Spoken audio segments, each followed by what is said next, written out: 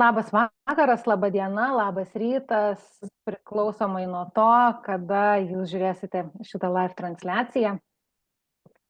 Šiandien, kaip ir kas antrą pirmadienį, su jumis Jurgita Jankuvienė, kaučingo specialistė ir tinklalaidė Kasdienių herojų istorijos.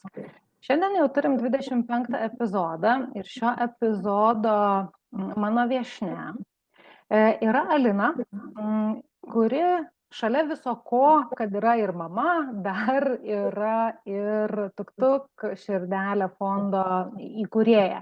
Bet apie tai Alina papasakos truputėlį vėliau ir man labai smagu, kad ji sutiko būti šitos tinklalaidės viešnia. O pati tinklalaidė yra apie gyvenimo pokyčius, apie tą kelionę, kuri kažkam sunkiau, kažkam lengviau pavyksta keliaujant nuo kažkokio X momento iki kažkokio momento, kur yra šiandien. Tai dar kartą sakau, labas Alina, mūdvi sutarėm, kad ant tu. Tai dar kartą sakau, labas Alina ir tikrai smagu tave matyti. Ačiū. Jeigu kalbant apie visą tą kelionę, ar ne, ir atliepiant tinklalaidės pačią idėją, kelionę būtent kasdienių herojų istorijos ir pokalbė apie gyvenimo pokyčius. Apie ką šiandien norėtųsi pasidalinti su šitos tinklalaidės žiūrovais? Pasidalinti apie tai, ką aš ir įkūrus jau metai laikomės, mūsų fondų jau yra metai laiko. Ir greitų metų atsiveria nauja rubrika, nauja elektroninė parduotuvė, kuri bus pirma Lietuvoje, kurią aš sugalvojau padėti mamoms, nes kadangi kai gydėme su vaiku onkohematologijos skyriuje, sutikau begalę talentingų mamų. Begalė. Viena rankdarbius daro, kita kažkokį verslą savo turi, elektroninį. Ir pagalvojau, kad aš noriu joms padėti, kad apie jas sužinotų ir iš jų nusipirktų jų paslaugą. Tai mes važiuosim filmuoti jų istoriją ir ką jos gali pasiūlyti žmogui. Tai atėjęs žmogus į mūsų elektroninę parduotuvę galės išklausyti mamos istorijos ir nusipirkti iš jos tą daiktą ar tai tą paslaugą, paremdama mamą, palaikydami. Tai jeigu teisingai suprantu, pačiai šitą idėją gimė, ne šiaip savo, pačiai šitą idėją irgi gimė, kaip mūdvi truputį bendravom, iš tavo pačios poreikio ir iš tavo pačios situacijos. Tai suprantu tavo tikslą, suprantu tavo norą, tik šiandien noras yra galbūt iš kitos pusės truputėlį paskatinti žmonės, nes dažniausiai, kai kažkas atsitinka arba kai tiesiog žmogus nori kažkokių pokyčių, bet nedrįsta dėl vienos ar kitos priežasties, ar ne, geriausia, ko gero, yra paklausyti kitų žmonių istorijų ir suprasti, kad tu nesi vienas. Tai yra mūsų bendruomenė, mano įkurta Tuk-Tuk širdelė, tai ir yra apie bendrystę, apie moteris, kurios labai kovoja dėl savo vaikų gyvenimo. Man dar labai sunku, nepykit, žinokit, kalbėti. Kurios netekę vaikučių.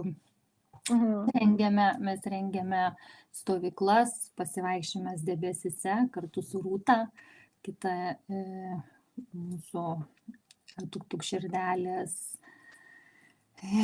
dalis, jinai viską darome, tai pas ją rengiame va šitas stovyklas, kur moteris susirenka, randa bendrystę, viena kita susipažįsta, gimsta naujos idėjos, naujos pažintys ir jos supranta, kad jos yra ne viena.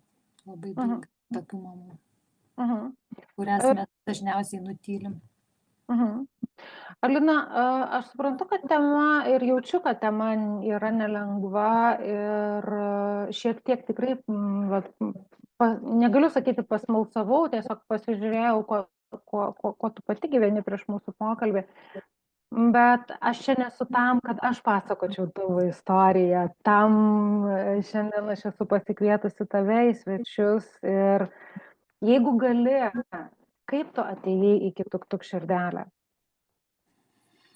Iki Tuk-Tuk širdelę aš atėjau per didelį skausmą. Pirmiausiai gal pradėkim nuo to, kad tai yra didelis skausmas, kada tavo vaikas serga, tu matai kitų vaikų sergančią onkologiją. Ir atėjo mintis tokia, dar vienai mano kolegijai, mes kartu gydėmės su jos vaiku, Izabelė, kurios jau nebėra. Ir išėjo pokalbis apie tai, kaip vaikų fondai padeda mums, iš tikrųjų vaikams mūsų.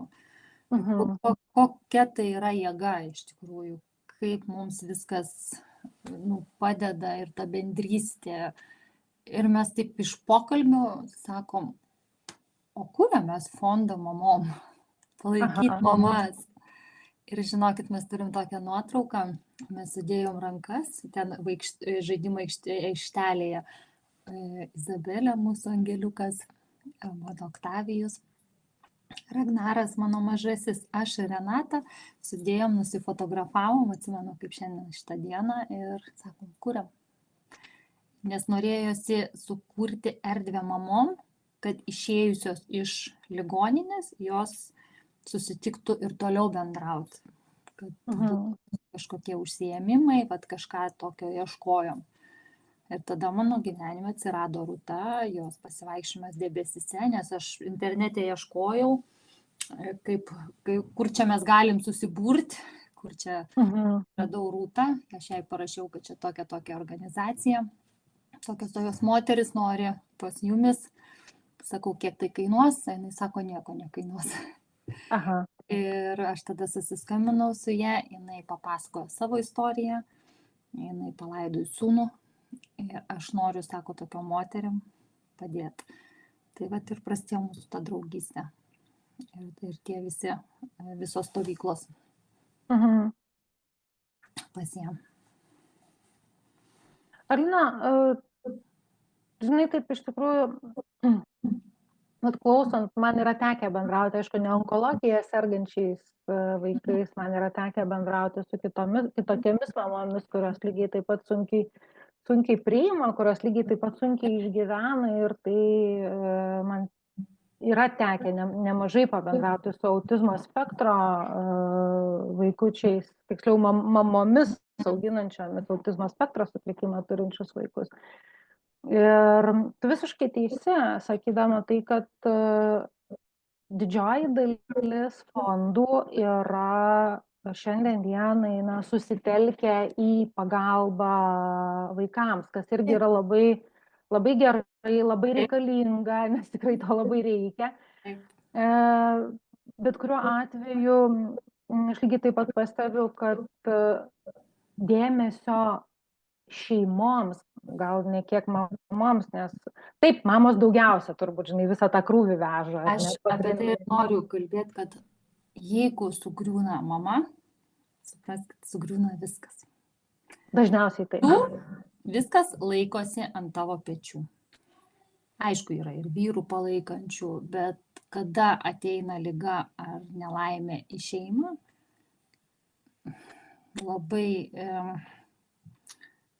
labai yra sunku atlaikyti ją. Santykiai, alkoholizmas, vaistai, kiti vaistus pradeda, tai yra labai plati tema. Čia labai plati tema, bet man ir norėjusi sukurti bendruomenę, kur mes susirenkame vieną kitą suprantame iš žodžių. Nereikia net žodžių, žinokit, kartais. Ateini, apkabini ir man taip gera. Ir tas bendras ryšys atsiranda, bendravimas. Viskas labai paprasta. Mūsų stovykloje netgi viena moteris prisipažino, kad yra alkoholikė.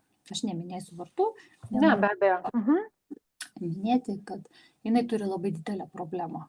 Ir jinai tiek išsipasakoja pas Rūtelę pirtyje ir suėmė Rūtąją, mano kolegė, daug pokalbių su ją buvo. Ir žinokit, 7 mėnesiai ir kiek jinai negeria nei lašo. Ir buvo tenai susitikimas, atvažiavo jos mergaitė, kuris serga onkologija. Sako, kaip man gera matyti mamą blaivę. Sako, jūs galite ją pasimti 2 savaitėm. Ta prasme, tai duoda, kai ir sakau, nesvarbu, kiek tų žmonių padėsi, tu iš 100 padėk vienam. Tai yra toks džiaugsmas, žinokit. Man tai sakau. Žinau. Taip, tu ne kiekvienam negalėsi padėti, jeigu jisai nenori visų pirma. Be abejo. Pirma, turi norėti žmogus pats ir suprasti, kad jam reikia pagalbos. Ir tada dirbi su juo. Ir tada ta mama daugiau tavim pasitikė todėl, kad žino, kad tu buvai tokiam pat, ten pat buvai, kur jinai. Ir tu atsistojai, aš pavyzdys irgi daug kam esu, kad aš atsistojau, aš nenugrimdau į alkoholio liūną, nes galėjau ir buvo toks poreikis, bet aš atsistojau ir dar įkūriau fondą. Tai, žinai, iš tikrųjų, ko gero, pati stipriausia vieta yra, tu labai teisingai pastebėjai, jeigu atsitikus bet kuriam dalykui šeimoje sugriūna moteris, dažniausiai tada, pasileidžia, taip sakyti, viskas. Kažkaip taip gaunasi, kad, Visur, visose šeimose, dažniausiai visose šeimose, taip pat moteris yra ramstis visur, kiek aš pastebėjau. Aišku, buvo ir vyro, nesakysiu jau dabar taip. 100% žinoma, kad ne, aš visiškai. Buvo, žinokit, vyrų ir tam skyriui aš sutikau. Ir buvo istorijų, kad net moteris paliko vyrą su sergančiu vaiku. Netgi buvo istorijų.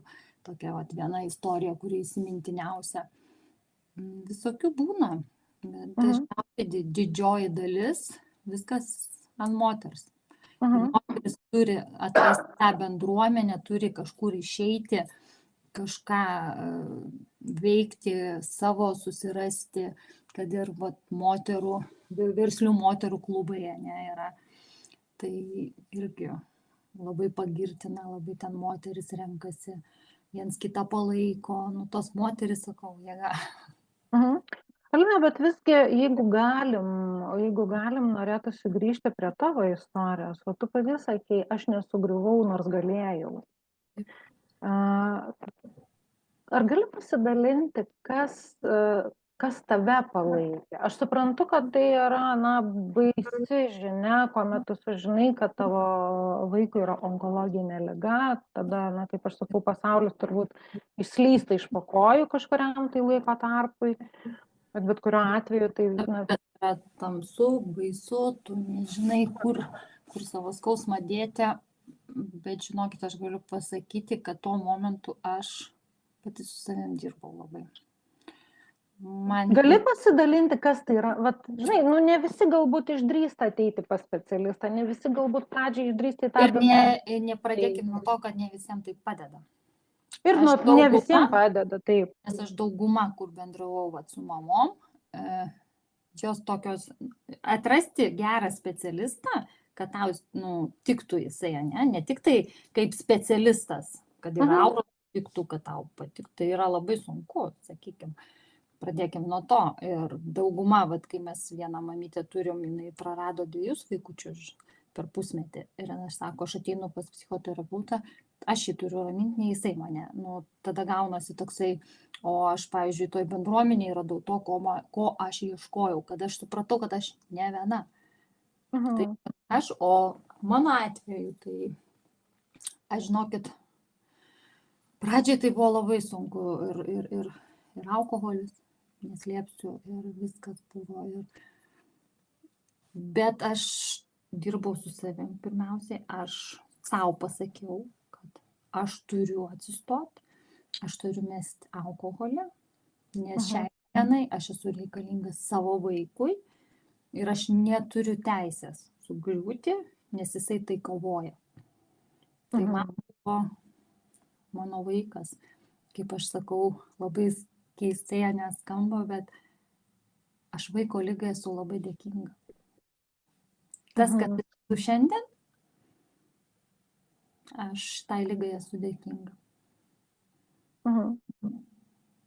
Tai aš viską pati padariau, be psichoterapeutų, be kažkokių hipnozių, sakiau alkoholio ir viskas pradėjo taip tvarkytis tą pačią dieną. Dirbai pati, tai ką sakai, dirbai daug su savim, ar ne, atsisakei alkoholio, pats tas darbas. Sūnus, kaip suprantu, buvo tas ramstis, ar ne, kuris tave palaikė ir dėl kurio. Dar ką atradau, bet pačiam pirmam aš pradėjau grūdinti savo kūną šalčiui. Pradėjau grūdinti šalčiui, aš atvažiuoju mašinį, sugalvoju ten, -10, sugalvoju kažkur nuvažiuoti šaltą eketę, maktą šilendų. Ir man tas skausmas, gal biškai taip žiaurokai skamba, man patikdavo skausmas mano kūno, kad aš nejausdavau savo širdies skausmo, nes man tiek širdis skaudėdavo ir aš norėdavau tą skausmą kažkur padėti. Ir aš, žinokit, į tą šaltą vandenį ir man taip gera, išlipo, aš visą tiesiog, mano kūną visą bado, aš atradau su gamta ryšį ir su šalčiu. Su gamta ir su šalčiu, ne? Išėjai, sustiprėjai, atsigavai, tik tada atėjo mintis fondui, ar ta mintis jau gyveno? Jau gyvenant ten, mums jau čia metai laiko kaip fondui, tai dar mes prieš tai dar buvom ligoninėse, nes sūnaus sveikata tik dabar yra pagerėjus, buvo visko. Tai šitas fondas gimė onkohematologijos skyriuje, kada jį sugalvojom įkurti. Tik tai, sakau, sugalvojom tą pavadinimą, tuk širdelę. Tuo metu labai mums norėjusi, kad jinai plaktų. Galvojom, kokį pavadinimą, kaip čia ką. Ir viskas susijęs su mūsų širdim. Nu viskas, ar tu blogą žinią sužinai, ar tu gerą žinią sužinai, ar tu pletkus sužinai, ar tu kažką. Viskas mūsų ta širdelė, jinai spurda, ar tu įsimylė, ar tu nekenti, ar tu vis tiek visur jinai. Ir mano tas logas, kad vaikas laiko mamos širdį, čia yra va ta mintis, nes vaikas mūsų širdį kaip pats pirmas pamato iš vidaus, ne? Tai ta mūsų širdis jam jau amžinai yra. Nesvarbu, kad ir 40 metų tam vaikui, bet jis buvo kažkada lėliukas, kai vaikas. Kai sugalvojai kurti šitą, aš suprantu, tai sakai, gimė onkohematologijos skyriuje ir tikėtina, sakai, kad šalia buvo tie žmonės, kuriem lygiai taip pat buvo svarbu. Žinai, kartais tas atrodo, tuo metu turi ir bendraminčių, ir turi ir tų, kurie abejoja tavimi, žinai, suka pirštą prie smilkinio, kad moteriai visai nuvažiavo stogas, ir galima išsireikšti. Tokių buvo pasisakymų, aš netgi iš labai žymaus, nenoriu ką. Taip, be pavardžių, bet turėjai tokių žmonių? Taip, ir žinokit, turėjau tokį pokalbį. Turėjau tokį pokalbį, labai tokį aštrų pokalbį. Ir jisai man taip įsireiškia, ką tu traumuota gali padėti tavo mamom, jeigu tu pati traumuota. Tai aš, žinokit, atsistojau, nurijau tai. Išėjau. Gaila labai, kad aš visą pokalbį, nes man po to sako, tu galėjai rašyti visą tą pokalbį, ką jisai sakė, bet man tuo metu net neatėjo galva, kad toks žmogus gali taip skaudžiai kasti mamai, kuri bando padėti kitom mamom, bando tą bendruomenę, tai aš taigi negydau tas mamas. Aš surandu žmonės, kurie praktikas daro. Aš tik tai tas įrankis, bet jisai netaip gal suprato ar nenorėjo suprasti, nesvarbu. Bet jo buvo labai skaudžių tokių. Taigi, jūs traumuotos esate, o ką jūs gali duoti tom mamom? Ir dabar aš galėčiau jam atsakyti, va, tau traumuotos. Tos mamos gali viską. Tos traumuotos mamos gali daugą. Ir padėti tai mamai, kuri būna prie savo vaiko, nes jinai išjaučia tą patį skausmą ir jinai supranta, kaip šitai mamai yra skaudu. Nes be abejo, žinot, dar va toks pastebėjimas, čia mes kai važinėjom filmuoti pas mamas, ne, mes filmuojame ne tik tai onkologiją, kurie vaikai serga, bet yra labai begalė sunkių ligų, kur vaikai visiškai neįgalus ir mamos yra nuo ryto iki vakaro pririštos, jos keičia sauskelnes, jos maudo, jos paauglius jau, tu žinokit, istorijų yra labai skaudžių ir aš nei iš vienos mamos negirdėjau, kad jai yra depresija. Nei iš vienos. Jos tiesiog, kaip sakau, kaip kariai, bet eina ir man taip norisi to mamom kuo daugiau padėti, kuo daugiau duoti kažką, nes jos yra tikrosios herojos.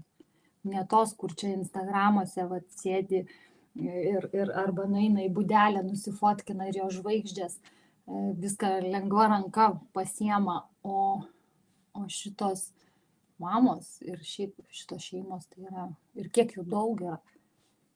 Labai norėtųsi, kad kuo daugiau žmonių išgirstų ir pamatytų tą mūsų veiklą, kad kuo daugiau mamom padėtų.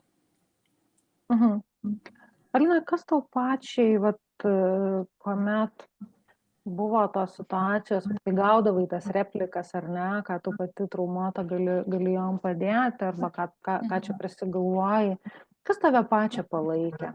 Kur buvo? Mamytės, kurios kartu ėjo šitą kelią, labai daug palaikė mane. Ir sako, nes tu pati būna, natūralu, tu gal čia rimtai, gal čia... Tai va. Alina, tu ką, tu čia iš vis, sako, kalbi, ta prasme, tu esi bomba, tu turi eiti, tave turi išgirsti labai daug, sako, tu net nebandyk sustoti. Ir tik tai prieki ir viskas, ir po to aš ir pati galvoju, žinokit, 2 dienas aš neišlipau iš lovos, mane pykino, aš vėmiau. tą pyktį norėjau išvengti, labai blogai jaučiau su to žmogum pabendravus. Ir po to aš pati jau irgi vėl save susirinkau ir galvoju, susitiksime po kelių metų, o tada tu galėsi man tą patį pasakyti, o aš tau turėsiu ką atsakyti, ne? Kai tu pamatysi, kiek aš pasiekiau ir kiek viskas paėjo. Tai visom, kas kažką pradeda, niekada nereikia klausyti, nes visur yra replikos, ne? Tu tik tai pabandyk pradėti kažką tai. Visiems visų pirma eina pavydas, o jeigu tau pasiseks, jeigu tau įsivaizduok pasiseks, tai čia iš vis kosmosas. Tai labai daug pavydo aplinkui ir čia neišvengiama, bet čia jau mes taip visi sukurti. Tik reikia mokėti, tai paleisti, padėkoti už tą kritiką, kaip aš visą laiką sakau. Kritika yra gerai. Nėra jinai, kaip pasakyti, jeigu jinai sveika kritika, ne? Jeigu sveikai, nes kad ir pradedi ir verslą, ar dar kažko tais, kaip ir mano veikla, taigi tu daug ko nežinai. Ir kažkas pakritikuoja sveikai, tai tu galvoji, tikrai, gal taip nedarom, darom taip. Bet tai aš kaip ir sakau, tai turi būti sveika kritika. Ir aš, pavyzdžiui, visą laiką priimu ir paklausau ir priimu ir pasidarau savo kažkokius sprendimus kitus. Reikia išsiklausyti ir ne tik tai savęs ir aplinkinių. Aš manau, kad reikia visą laiką paanalizuoti, tik tai atrinkti viską protingai. Ar teisingai suprantu, kad fondo veikla šiandien dienai yra pagrindinė veikla, nekalbant apie mamos vaidmenį, bet fondo veikla yra pagrindinė veikla, kurią šiandien dienai užsiėmė? Taip, čia yra, manau, pagrindinė veikla, nes dabar labai daug turim, labai daug projektų numatytų. Tai žinokit, aš jau net nebespėčiau kažkur kitur, nes dabar vat, ir išleisim pižamo liniją, palaiko kostiumėlių liniją, savo žvakių liniją, kuri parems mūsų visą fondą. Po to bus gegužės 8 mūsų pats didžiausias renginys Baptyno dvare, kur ves Nijolė Pareigytė, labai daug žvaigždžių dainuos. Tas vakaras bus skirtas vaikučiam, kurie jau išėję pagerbt. O pavadinimas Viskas primena tave. Ir palaikyti tuos, kurie dar kovoja ir kovos. Rinks bus aukcionai, rinksim pinigėlius, norime kurti namus Palangoje. Vaikam, kad galėtų atvažiuoti su šeimom pailsėti, nes, kaip žinom, kainos Palangoje su sergančių vaikų mokėti po 100 eurų tikrai yra. Tai nėra tikslas kažkokius rūmus pastatyti ar ten dar paprasta jaukų butuką, kad būtų eiliškumas, žmonės galėtų rezervuotis ir važiuoti su sergančiais vaikais pailsėti. Tai kaip suprantu, planų į priekį, ne vieneriems metams. Aš galėčiau čia pasakoti, tai ir Kaune tas pats norim atsidaryti namus, kur šituose namuose bus daug užsiėmimų mamom.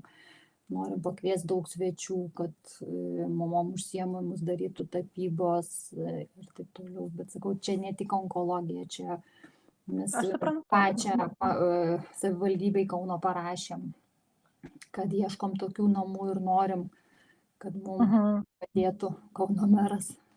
Tai gavom atsakymą, kad užregistruota, tai laukiam jų atsakymo. Gal pasiseks ir Kaunas turės tokius namus. Pati esi, primink, prašau, iš kur? Aš pati esu žemaitė iš Telšių, bet jau 19 metų Kaune gyvenu. Tai šiaip kaunietė. Taip, kaunietė. Šiaip kaunietė šiuo metu, ne? Ir tu žemaitės. Vat pasmalsausiu, sako, kad žemaičiai yra labai tvirto ir kieto charakterio. Ar tai yra tiesa? Tai jeigu nebūčiau tvirto ir kieto charakteriaus, turbūt nesėdėčiau čia. Aha, tai atsakymas vienareikšmiškai taip. Taip. Ne kiekvienam taip, kaip sako, ir daugiau iš aplinkinių. Dauguma išeina ir nori pamiršti, ką jie ten matė ir kokį košmarą perėjo. O mano atveju aš noriu padėti, kurti ir kuo daugiau padėti šitom mamom, kad aš turiu atiduoti duoklę, aš kaip sakau, aukščiausiam, nes aš dovaną gavau savo vaiko gyvybę.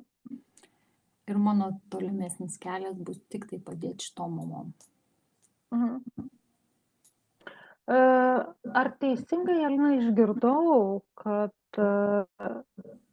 situacija, į kurią patekai tu su sūnum, tavo šeima, pavadinkim, tu ją priimi kaip tam tikrą prasme, dabar jau priimi kaip tam tikrą prasme savo kelrodį? Taip, aš dabar tik suprantu, kodėl man visą tai buvo duota. Dabar kokiam aš esu kelyje, kaip aš ir sakiau,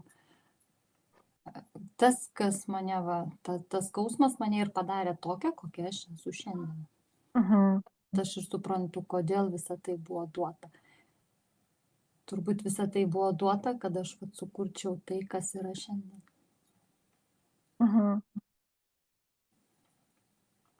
Aš tą ir priimu. Toliau žiūrėsim, kaip bus. Kas šiandien tave, be mamų, kurios tave supa, be tos bendruomenės, kuri tave supa, kas šiandien tau yra didžiausias įkvėpimas, didžiausias palaikymas? Tu minėjai, kad jeigu ne sūnaus liga, nebūtum šiandien čia, kur esi. Bet aišku, ta kelionė, tie 1 metai, jie tikiu, nebuvo labai paprasti, bet kuriuo atveju. Mes 3 metus gydomės. Fondui metai, ar ne? Tai va, Fondui yra tik tai metai, o mes gydomės 3 metus. Tai va, ta kelionė, jinai nebuvo paprasta, ar ne? Ir aš tą puikiai suprantu. Be va tuos metus pradėjai, eini, turi begalės planų, idėjų, minčių ir užsidegimo ir turi savo šitą misiją. Kas tave be mamų, kas dar tave palaiko, iš kur tu dar semiesi įkvėpimo ir jėgų? Mano sesės, turiu 2 sesės. Na, gyvena Švedijoje, kuri veda sveiką gyvenimo būdą. Kiekvieną dieną vis kelia naujus kokteilius, vis pasižiūriu. Reikėtų išmokti tos kokteilius. Kita sesė Klaipėdoje turim savo butiką, Sačiai butik, jos su rūbais, jinai irgi tokia verslininkė. Tai žinokit, aš visą laiką kažkur ir iškart skambinu sesėm. Skambinu sesėm ir sakau, va, čia tas, nusiramink tą, sudėlioja jos man, nes jos vyresnės už mane. Tik tai sesės iš tikrųjų. Ta tokį palaikymą. Kas blogai, jeigu ar blogai, ar gerai, tu visą laiką skambini sesiai. Supratau. Ką norėtųsi šiandien palinkėti tiem žmonėm, kurie galvoja apie kažkokius savo pokyčius gyvenime, kurie galbūt yra patekę į kažkokią situaciją? Tu irgi nesirinkai savo kelio, tam tikrą prasme tiesiog atsidūrei prieš tuos 3 metus toje situacijoje, kuri turėjo, privertė, pavadinkim taip, tave keistis, ar ne, ir keisti savo gyvenimą. Pirmiausiai, ką aš sakau, reikia susitvarkyti su baimėm savo. Ok. Kaip tu tai darai? Kaip tu tai darai? Dariau. Tavo receptas. Baimė, begalinė yra baimė suklysti, baimė būti kritikuojamai, baimė, kas ką pasakys. Tai va, pradėkim nuo to, kad nurijam tą baimę. Tikėk savimi. Visą laiką turi į kažką tikėti. Aš, pavyzdžiui, tikėjau Dievu, tikėjau savimi pirmiausiai ir eiti į priekį. Nepasiseks, stokis antrą kartą. Daryk tą patį. Svarbu daryti. Nesvarbu, kas bus, bet svarbu daryti. Tik tai negalvoti ir oi, gal rytoj padarysiu, gal po savaitės. Ne. Šiandien ir dabar. Sugalvojau, darau. Po to žiūriu, kaip gaunasi. Padariau, kaip aš sakau, ekspromtu aš padariau, o po to jau kampus apsidėlioju. Kur neteisingai padariau, tada jau bandai ištaisyti. Bet visų pirma reikia daryti. Ir kai aš visą laiką sakau, būti atviram pasauliui. Pirmiausia, būti atviram pasauliui, su gera širdim, mokėti dalintis. Nes čia kažkada aš skaičiau, dabar nepasakysiu kokią citatą. Visi vienareikšmiškai mes išeisim iš čia. Nei vieno. Dar nėra. Dar nėra nei vieno. Amžinai, kad būtų. Pasiliktų čia šitoj žemėje. Išeikime ten, ne su pilnom kišenėm, o su pilna širdim. Tai vat aš linkiu kiekvienam pildyti savo tą, kaip yra batareika, pildyti gerais darbais, įkvėpti kitus žmonės.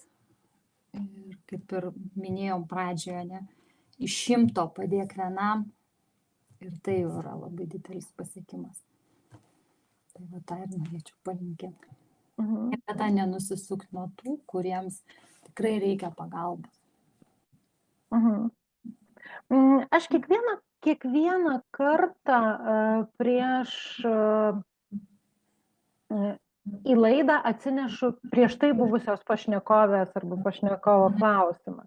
Lygiai taip pat turiu tokį klausimą, kurį paliko prieš tai buvusi viešnia. Ir šitas klausimas skamba taip. kas tau labiausiai asocijuojasi su gyvenimo pokyčiu? Spontaniškumas ar planavimas? Spontaniškumas. Gali Neplanuosi nieko. Gali plačiau, kaip šitas Nieko asociacija atliepia tavo situaciją? Aš kartu galiu pasakyti, tu planuoji, Dievas juokiasi. Yra toks posakis liaudėje. Ir labai dažnai taip yra, ką aš suplanavau, iš tikrųjų, dabar va taip bandau greitai pagalvoti, kad nieko ir nėra va tokio, kad ten planuoji, va ten tą padaryti. Ne, viskas spontaniškai man atėjo. Aišku, planuoti reikia planuoti, kitaip tai tu nesusidėliosi ne savo darbų. Bet man tai kitas variantas. Bet sprendimai, tavo pačios situacijoje sprendimai labiau yra tokie iš spontaniškumo. Taip, tikrai taip. Kokį klausimą tu norėtum palikti kitos tinklalaidės pašnekovui? Kokia yra gyvenimo... Kitos pašnekovės, aš nežinau, čia moteris, ne? Nesvarbu. Gyvenimo vertybės. Kokios gyvenimo vertybės ir siekiai?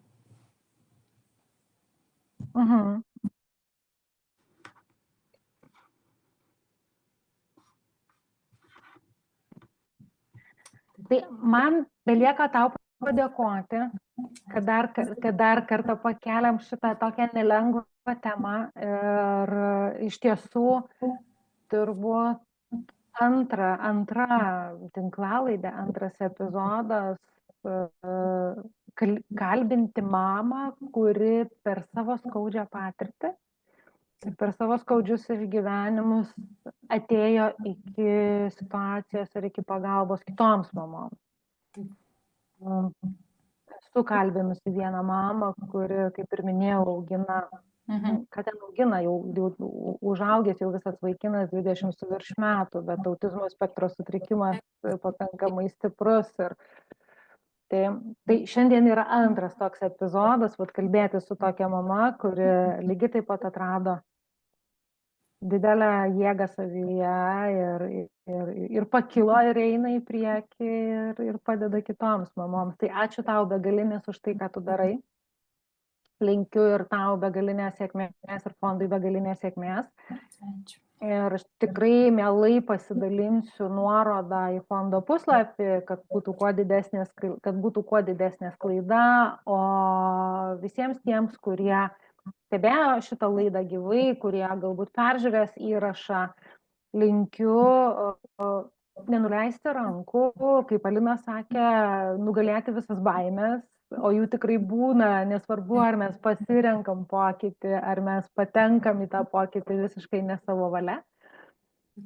Tai linkim, mudvi abi, linkim nugalėti baimės, linkim atrasti savyje stiprybės, linkim atrasti bendruomenę, kuri yra reikalinga tam, kad užtektų tos vidinės jėgos eiti į priekį. O tuo tarpu, Alinai, sakau didžiulį ačiū už tai, kad buvai mano viešnia. Visiems sakau didelį ačiū už tai, kad buvot su mumis šitame live pokalbyje. Ir iki kito malonaus karto, kuris jau bus kovo mėnesį. Tai ačiū. Iki kitų malonių.